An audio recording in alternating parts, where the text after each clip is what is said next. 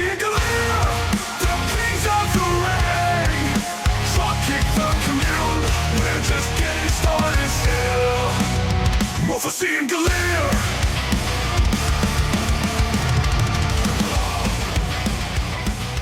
What's up, everybody? Welcome to Dropkick the Commute. And today, we're talking about a new thing that happened. Yes, sir. Maple Leaf Pro Wrestling. Oh, Canada. Our home and native land. Damn it. Okay, all right. You know more than I do. So that's kind of impressive. Something about victory and something. You know, first off, how are you? I'm good. I'm EP, but I'm vibing. Yeah, I could say I'm EP. For some reason, it's 80 degrees here, and it's like October, late October. We know why. Come on. Global warming's not real. There's still snow in the winter. Okay, Trump. Just kidding. I don't know if he said that, but He probably has. He probably said it on Undertaker's podcast, but that's what we don't care about. Oh my god. We had a lot of wrestling this weekend. Collision and Battle of the Belts honestly sucked ass. But look, you told me there was Battle of the Belts and I straight up was like, I had no idea. Dude, I remember when it first was a thing, like Battle of the Belts felt like a cool little event, and then they started doing it like once every 2 months, and it was like, yeah, this isn't good. They had Okada versus Kyle O'Reilly, and it was a good match, but it was like, okay. And it was like, I don't know, man, but that's not what we're here to talk about. We'll talk about the weekly shows on the next episode, but I thought we make a special episode for Maple Leaf Pro Wrestling, because this was a special event, and I am excited for the future of this promotion.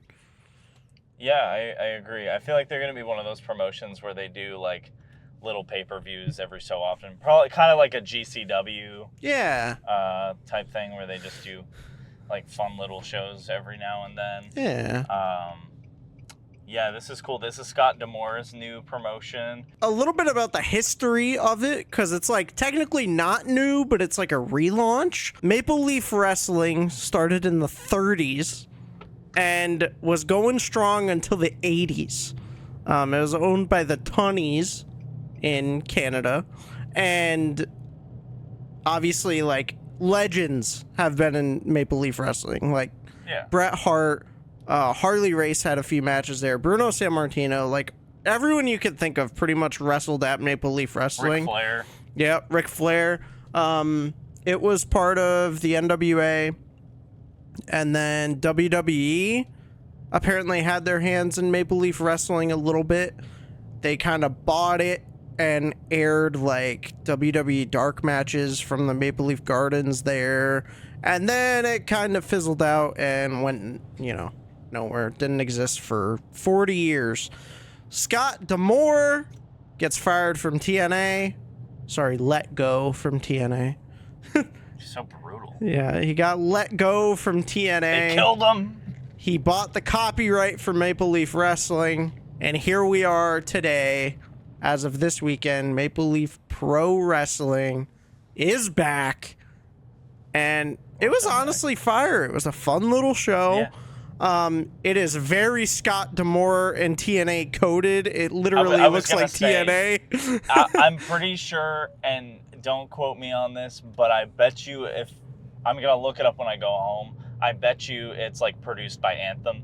Yeah. Does all of TNA's stuff. Just simply based on the production quality.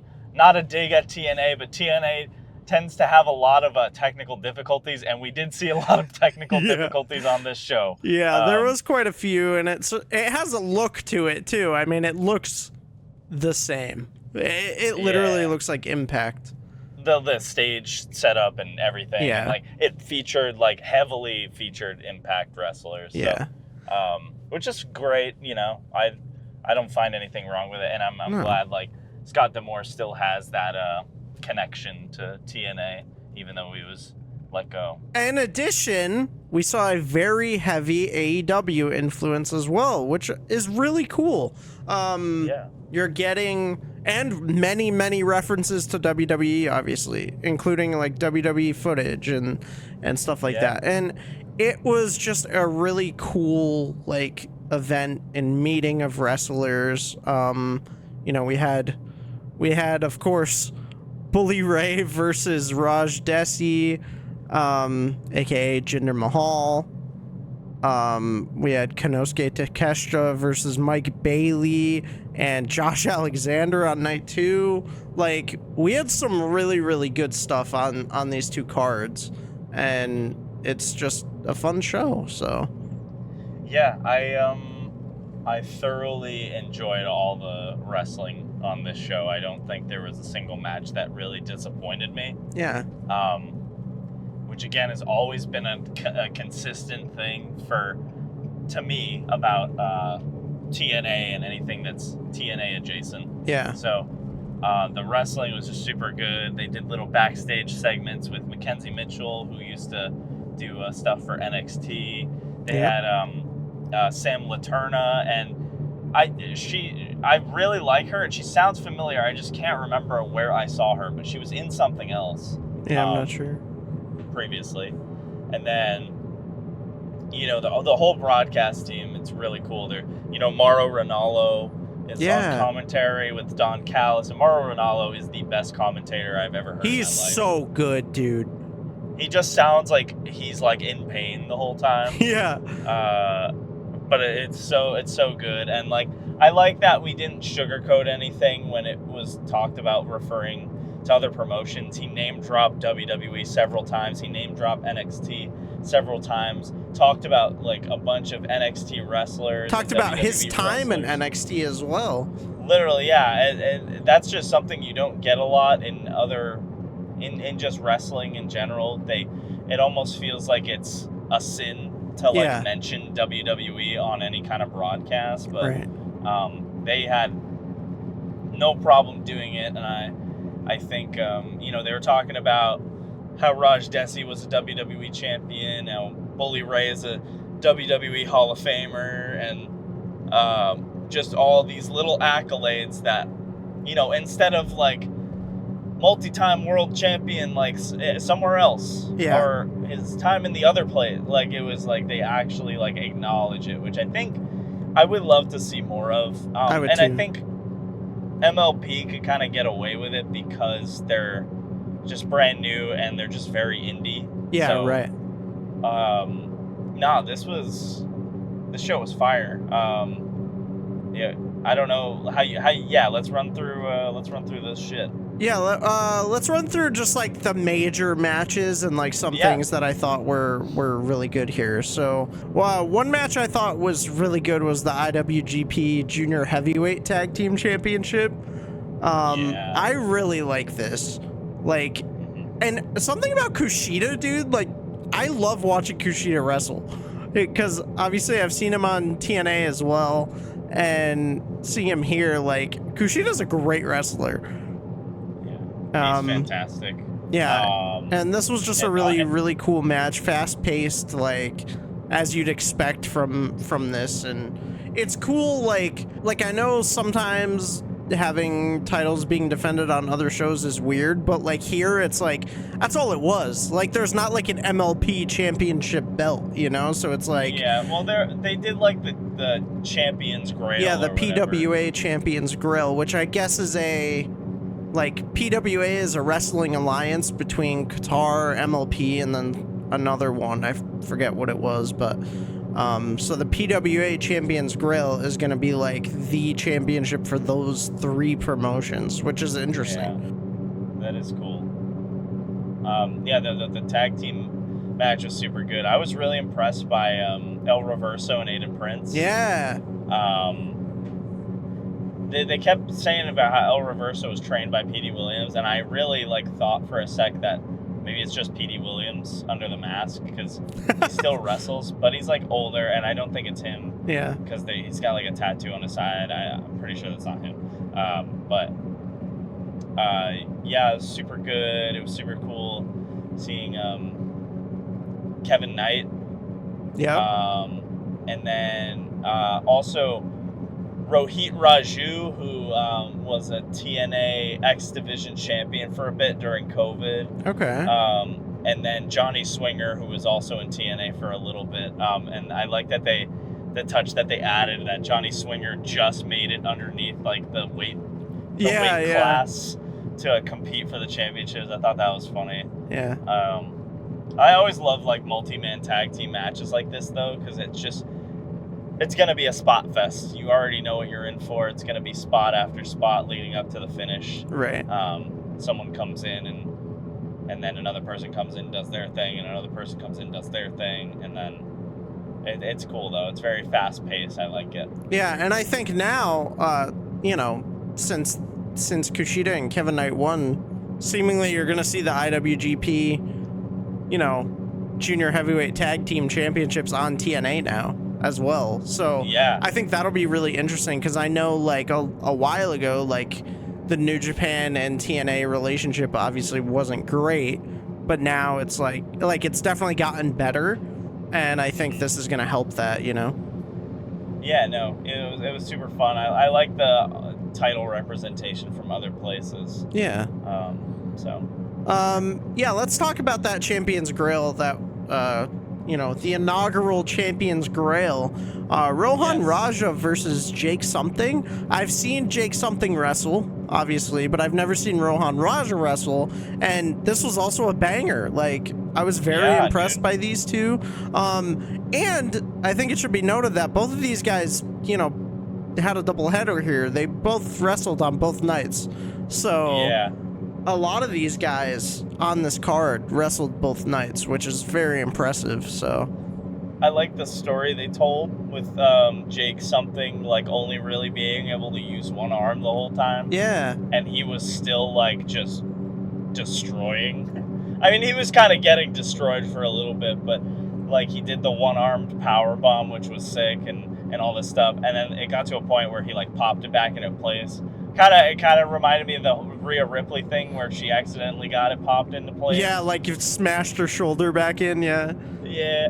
No, Jake Something's insane. Yeah. He's a massive man, and Rohan Raj is really good too. Again, just like you, I haven't seen anything of his, and and he went over to become the Champions Grail champion, which was cool. Again, never heard of Rohan Raja, so cool to see more from him, and it sounds like he's very fully planning on taking that championship around the world and over to Australia where he's from. So this was cool. What else do we have? Right after that, we had the tables match with Bully Ray and Raj Desi. And it was so good, dude. Bully Ray was so good in it. This was dumb fun, like dumb wrestling trope, funny, like dumb stuff. Bully Ray cuts a promo before he goes through the curtain, and he's like, "You're never gonna put me through a table," all this stuff. Ever. He comes to the ring. She announces, the ring announcer, who should get her flowers too. She was a very good announcer. I forget what her name was, but she was great. Sam Laterna. She goes, introducing WWE Hall of Famer, Bully Ray. He walks up. He goes, "Stand right here. Cut my music. Cut my fucking music." She stands there, and he goes, "How many Hall of Fames am I in, toots?" And she's like, "A lot." And he goes, "Which ones?" She goes, "Two, WWE and TNA." And she goes, "Then why didn't you announce them? Do it." So she says, WWE Hall of Famer, TNA Hall of Famer, and he goes, "Greatest tag team ever." She goes, "Part of the greatest tag team ever." And he goes, "And most handsome man." God. And she kept doing stuff. You saying that, and then Raj comes out. They're cheering for Raj and everything, and he goes, "Hey, tell these people to sit down and shut up." She gets back up on the apron and she goes, Bully Ray requests that you sit down and shut up. And then he takes the mic. He does a little promo, and they're like, you know, they're giving him what chance? He goes, "Don't you want me?" And he goes, "You're never, ever, ever, ever putting me through a table." And when he does that string, they go, "What? That's good. You know, this was just a dumb, fun match, man. There was a point where Bully pushes the ref on the ground, and then Raj grabs Bully, hits him with a kendo stick a few times, gets him on the ground. He's gonna do the "what's up" thing, and he tells the ref to get up on the turnbuckle, and the ref hits the, you know, the diving headbutt on the balls. Bully just screams, "My balls!" for like 20 minutes. He does the get the tables with the ref. It ends with Raj putting Bully through the table. While the ref is down. While the ref is down, QT Marshall comes out, or sorry, QT Marshall, as I learned. Yes. QT Marshall comes out and takes Raj and puts him on the table, moves Bully out of the way, puts Raj on the debris. The ref gets up, he's like, "Oh my god," and he declares Bully the winner, which hit it for a tag match for night 2 with Bhupinder and Raj and Bully and QT Marshall, and it was fun. They just, you know, it was just a dumb fun match, and they set it up for night 2. So yeah, it was all super good. I think it's to be noted that Jinder at this point cannot be hindered, will not be hindered ever. I think he was so like set up to fail. Like, I don't care if he was WWE champion.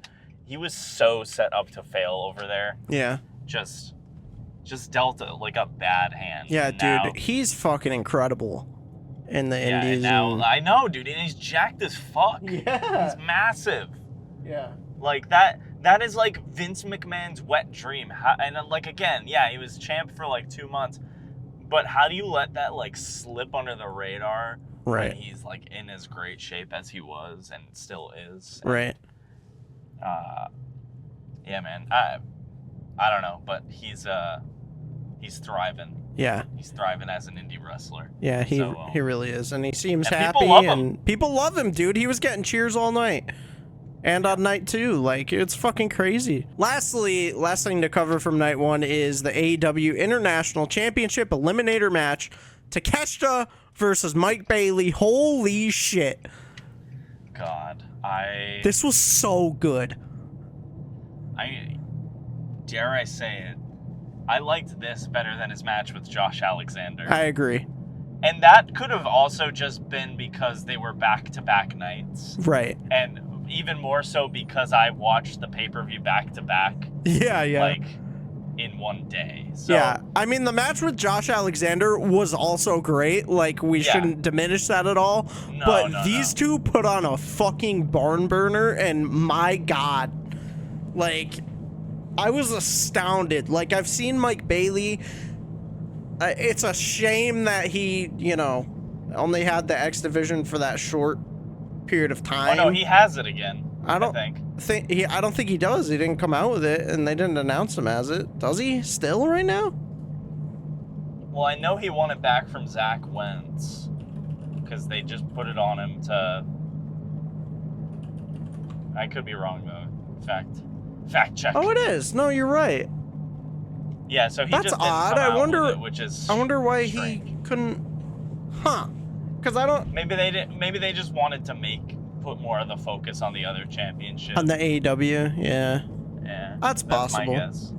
That's But possible, but it is a shame he had it for that short run, and then he did get it back. But Mike Bailey's fucking crazy, and Yeah.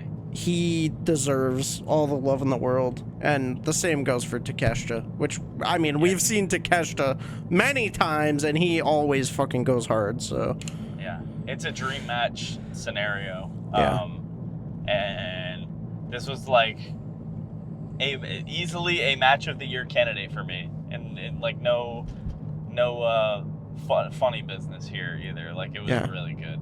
I agree. Big ups to both of them. Just like so many near falls, and like it's one of those things where you're just like, how, like, what does it take to win the match? And they were just both so hard hitting, and like somehow, like, I don't know how, because I'm not really like, I don't care too much for the move, but when Mike Bailey does the Ultimo weapon and like all of his moves with the double knee like moonsault, I'm just like, damn, that actually looks like it fucking hurts. Yeah.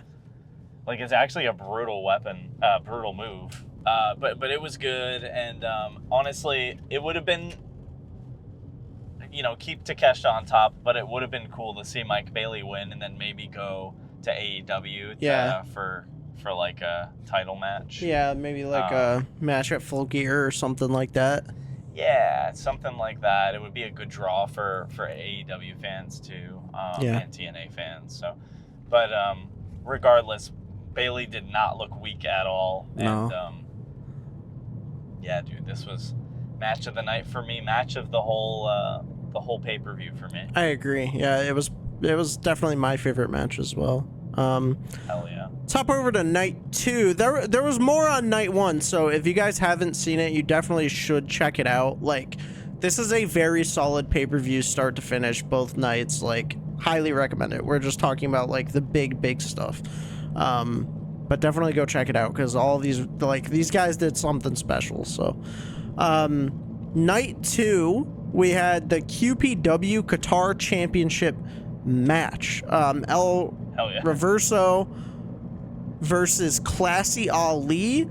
I've never seen Classy Ali, obviously. Apparently Classy Ali has never been pinned in his career. And this is the first time that he did get pinned. El Reverso is the new QPW Qatar champion, and this was great as well. To the commentary, Don Callis was like, "Does the winner of this championship have to move to Qatar?" And Mauro was like, "I think they do." So El Reverso he's like, they do have to defend it. It's in the contract. Yeah. So gotta move over there. Yeah, I guess so. So we wish El Reverso the best of luck in his future endeavors in Qatar. Yes. Have a good time. But no, that was a great match. Are you at Taco Bell? No, I'm at Citizens Bank. Oh. I like how you heard my window. What's your pin? Wait, that was so good. What the fuck? Do it again.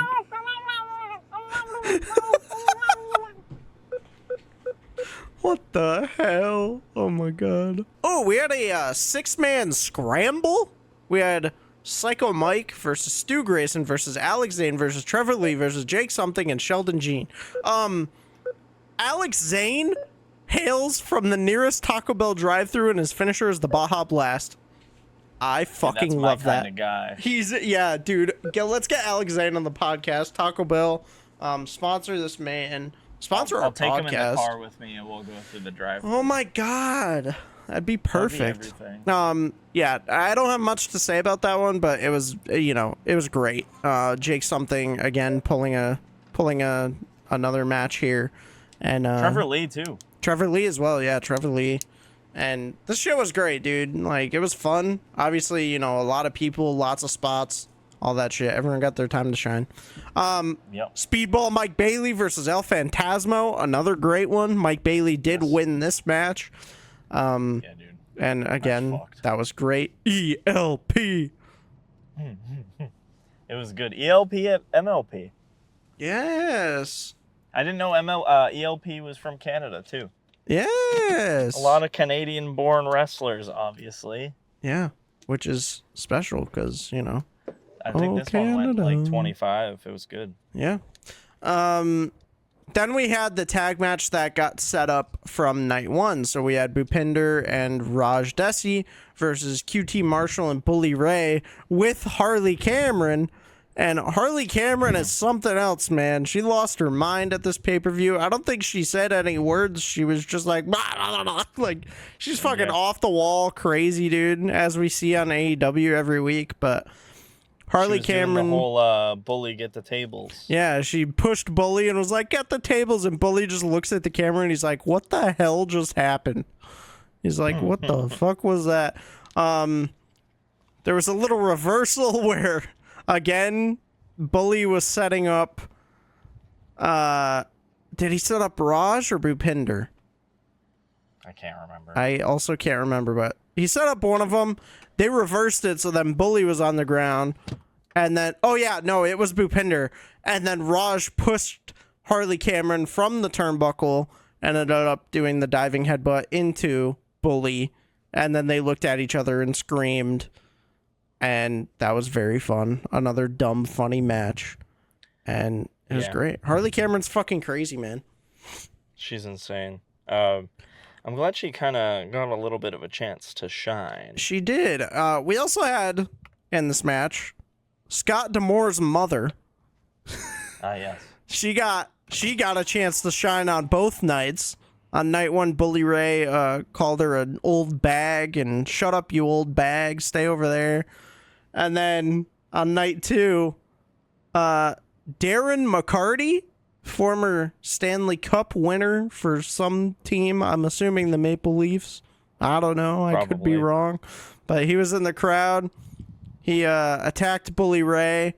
Bully Ray fought back a little bit, and then Scott D'Amore's mom slapped Bully in the face, which got him in the ring and got him all fucked up, which was really funny. But yeah, again, another dumb fun match. I'm honestly surprised no appearance from Scott D'Amore. Yeah, I thought we were gonna get like a fun Scott D'Amore promo, but like, I don't know, we didn't get that. I guess they fucking hate us. Or it's, he's busy trying to fix the production issues in the back, yelling into his microphone. Yeah, probably. I know. There was like, all right, let's take it backstage to Mackenzie Mitchell, and then it like hit the next person's entrance music. Yeah. It was very funny, but it was good. It was their first show, whatever. Is what it is. Yeah, I expect it. I don't care. Yeah. Ring of Honor Women's World Championship. Holy shit. I've never seen an Athena match. I don't watch Ring of Honor. Oh, dude. But my fucking God, dude. Not even in... Oh, wait. Yeah, you didn't watch NXT either. I was going to say not even in NXT. No, I didn't watch NXT when she was in it, but holy shit, man. Mm-hmm. She can go. She can go. And Giselle Shaw can also go. This match was insane, and it went on for a long time, and they both, they put on a banger here. And it's very good to see. I actually this made me want to point out that Giselle Shaw versus Yamashita was also incredible. Yeah. The match the night before. Right. It was really fucking good. But this also went hard. Giselle Shaw is like an awesome wrestler too. Yeah. I've only seen a little bit of her stuff in TNA, but Athena's been champion for over 2 years almost. Longest reigning Ring of Honor champion ever, right? Yep.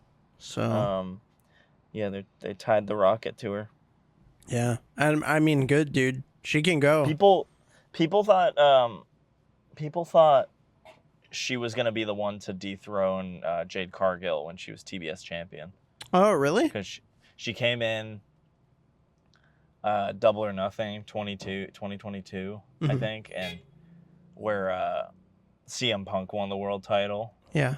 For the first time, and she debuted, or she had her match, and everyone really thought that was going to be it because she had been kind of hyped up. And... so I must have seen her wrestle then, but I guess I just didn't remember it. Well, was it on Double or Nothing, or was it? Yeah, it was if you watched that one. But also, the thing is, she had that one match, and then she just wasn't. They just moved her right to Ring of Honor. Okay. Almost like immediately. So I probably saw that one and then just forgot about it because I didn't see her much. Yeah. So, but point being, she's really fucking good. Yeah. So, yeah, shouts out. Really good stuff. And then, of course, the main event of night 2, the AEW International Championship. Takeshita versus Josh Alexander. And again, another banger. I did like Mike Bailey better, but this was very solid. We had a lot of very close calls. There was a moment where Josh Alexander fucking German suplexed Takeshita on the apron, and that was fucking insane. And then they rolled off. Yeah, they rolled off. It was like a string of suplexes, and then they rolled off onto the floor. Yeah, and he like kept the hold. Yeah, we had a brainbuster on the ramp, and they both stayed there for a long time, very, very close to a double count out, but they got back in the ring, and, you know, it was just crazy. Very hard-hitting moves, lots of impact, and it was just intense. They were both fucking tired after this match. Yeah, I didn't realize Josh Alexander was like babyface now, or he's just babyface here. I think he's just babyface here, because I watched TNA the other day. I watched TNA the other day, and he was very much a heel there. So that's so funny. Oh god. Hell yeah. Well, but yeah, this is killer match. Josh Alexander reminding me why he's also, again, one of my favorite wrestlers of the modern day. Yeah. The guy fucking rules. I don't know. He does. He rules. Takeshita rules. Yeah. And after the match, Don Callis comes to the ring, cuts a promo about Ricochet and Ospreay and all that, and they start attacking Josh Alexander. Both of them, Takeshita and Don Callis, start kicking him. And then Ricochet comes out, surprise, makes the save, shakes hands with Josh Alexander, and yeah, hands up, and holding the international title. Ricochet is still going to go for that. Maybe? Yes, I believe so. So, one thing I do want to point out that I loved, and I wish WWE would do this with TNA. Again, I know this is an indie show, so it might be different, but we had promotional graphics and commercials for Bound for Glory and Dynamite. Like, that's how it should be. WWE. Wait, you're talking about like the TNA partnership? Yeah. Like with the TNA partnership with WWE, NXT should be promoting Bound for Glory. Like, I know. It makes you wonder. Like, do you think it's too expensive? Because TNA, I would assume, has to be paying to promote. They must, yeah. I bet you it's like way too much money for them to justify spending. But also in the same vein, I feel like WWE should fucking pay for it. Yeah, or do a handshake deal, man. I don't know. Yeah, I don't know the logistics of this deal or the specifics or anything. But they're getting good, talented, indie level, or not indie level. You know that. Indie level, but not in a derogatory way. Double A wrestling. Double A. Yeah, exactly. Right. Talented, and it's a different style, and it's bringing a different feeling to their product. They should be helping them, I think, and by promoting their pay-per-views, because I don't know, I WWE has nothing to lose from this. TNA has everything to gain. If the promotion was just how you would expect it to be. Right. And it's you can view it as competition, but TNA is not going to get to the level of WWE. So why not help them? Lift them up, dude. Right. It betters the industry. But also, even if they did get to the level of WWE, that's good for business. Right. Because then it's again, it's you get that boom period, that AEW, where they were neck and neck with them in the ratings, and actually forcing WWE to move NXT to Tuesdays because of it. Right. The Wednesday Night Wars and all that, so I don't think it's a bad idea for TNA to make some fucking dough. Everyone should be making money, and I feel like that's what should matter in the end. People are getting mad, and this goes back to the whole conversation of wrestlers getting paid too much. It's good. That's a good problem to have. They should be getting paid, too much, because the reality of it is it's probably more than, it's more than what they. How do I word it? Hang on, let me reel it back. The reality of it is that no matter what they're getting paid, it's probably not enough for a lot of them. Right. In just in the world that we live in. Exactly. So I think if wrestlers are getting paid more, it raises the market, like the standard for that kind of thing in the market of like free agency. So I think you should be doing that so that more people can get paid more money because they're the talent. They're the ones you see on screen. Exactly. I don't know. I just feel like if more people are making more money, everybody wins. Yeah. But apparently they don't think that. Again, we don't know the logistics behind the deal. No one does. No, I know nothing. I know jack shit about it. Right. But, it should be there. It should be a thing. But here we are. Yeah. Yep. But anyways, Maple Leaf Pro Wrestling, forged in excellence. This was definitely excellent, if I may. And what would you give it? I would give it a 3.92 drop kicks out of 5. Let's say 3.75. All right. That's pretty good. I definitely like night one better just overall. I think another thing for it too, that now that I think about it more, is they had a lot of the same talent featured on both nights. Right. And I understand it. I think I just wish it was like there was more, but I understand it. Yeah, I mean it is cool though, because like again we had some of the stories carry over tonight too, which I really liked. So and if they're only gonna keep doing like little shows like this, then I get it. Like don't bloat it too much, don't make it too crazy. It would be nice to see a lot on there, but I think it flowed really well.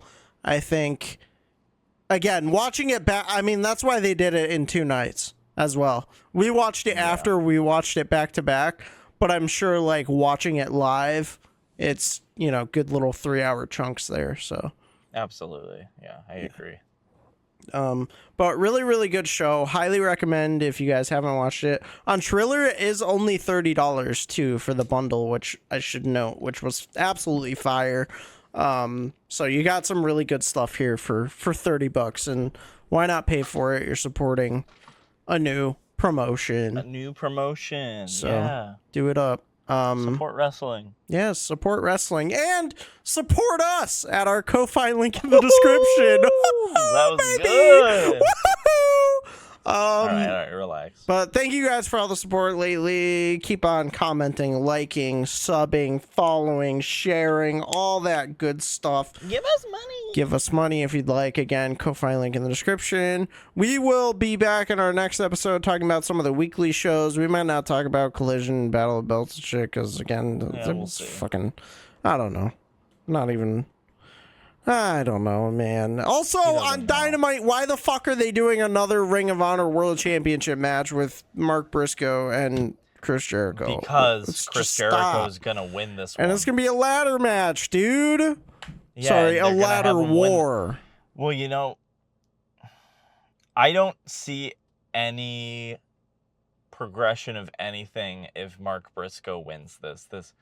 To have him win twice in a row doesn't really do it. Yeah, the whole thing's about his brother, but like having him win two matches in against Jericho in a row is like Chris Jericho will not allow that. I know that for a fact. I know that if it wasn't at Wrestle Dream, he was gonna win the Ring of Honor World Championship because Mr. Y2J, the Learning Tree, the Lionheart, Painmaker, Le Champion, El Ocho Nueve, Jericho has to be relevant in AEW at any given moment. Yeah. I hate it. You ran your course, buddy. It's time to pack up. Also, NXT is going to be in the ECW arena on election week because it's going to be on a Wednesday. Super Tuesday. No, Wednesday. they're doing it on a Wednesday, so we're gonna have another Dynamite versus NXT war. Hell yeah! I hope it's good this time. I hope so. And then also, just covering it real quick before we leave, Lillian Garcia is back on Raw, full-time announcer. Samantha Irvin is out. She's gone. She said, bye-bye, WWE. I go bye-bye. And we have Lillian Garcia back. And I'll tell you, dude, watching Raw last night and having Lillian Garcia announce Felt like things. you were in 2006. I was like, what year is this, man? I was like, what the fuck? You know, it makes you shed a tear with how far we've come. Yeah. It's a crazy timeline that we live in. But anyways, thank you guys for listening and watching. And yeah. With that, I give you a beep beep. Beep beep. Dropkick the commute, shining bright in the night. Join the conversation.